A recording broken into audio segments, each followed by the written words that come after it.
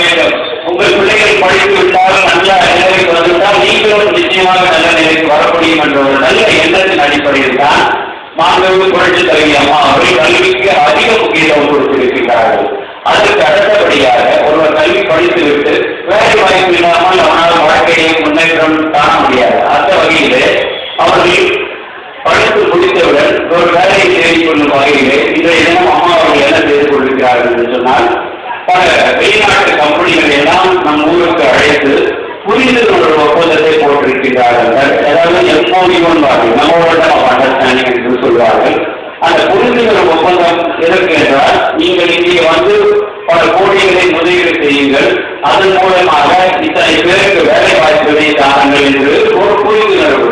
அப்படி உறவு போது என்ன ஆகுது அப்படின்னா, நம்ம படித்து முடிச்ச உடனே நம்மளுடைய பிள்ளைகளுக்கு வேலை கொடுக்கிற ஒரு சூழ்நிலை உருவாகுது. அப்படி பார்த்தோம்னா படித்தவுடன் ஒரு வேலை. அதே போல உள்நாட்டு கட்டமைப்பு எல்லாமே உற்பத்தி பண்ற பொருள் எல்லாம் கிராமத்துல இருந்து உற்பத்தி ஆகும் பொருள் எல்லாம் அரிசி முதல் கொண்டு எல்லா வகையான பொருட்களும் தரமான பொருட்களாக வந்து இங்கே சேர வேண்டும் என்றால் அதற்கு அடிப்படை வசதிகள் தேவை.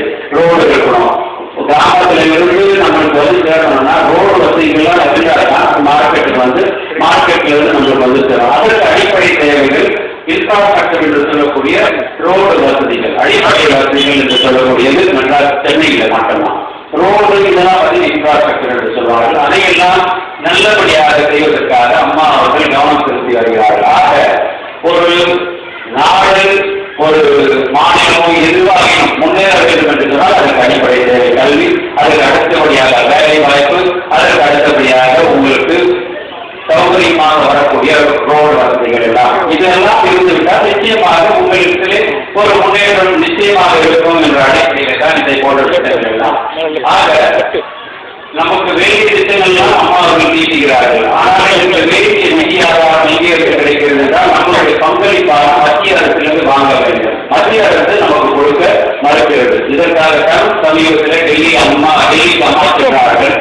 அங்கே பேசும் போது உங்களுக்கு ஒரு ஒதுக்கப்பட்டிருக்கிறது. அந்த 10 தமிழகத்தில் 7.5 கோடி மக்களுடைய பிரச்சனைகளை எடுத்து சொல்லி உங்களுக்கு வேண்டிய நிதி ஆதாரத்தை பெற்றுக் கொள்ளுங்கள் என்று மத்திய அரசு கூறுகிறது. நீங்கள் நன்றாக புரிந்து கொள்ள வேண்டும். 7.5 கோடி மக்களுடைய பிரச்சனையை எப்படி 10 நிமிஷத்துல மாநிலம் புரட்சி தலைவரமா அவர்கள் ஒரு 5 நிமிடம் பேசுவதற்குள்ளாக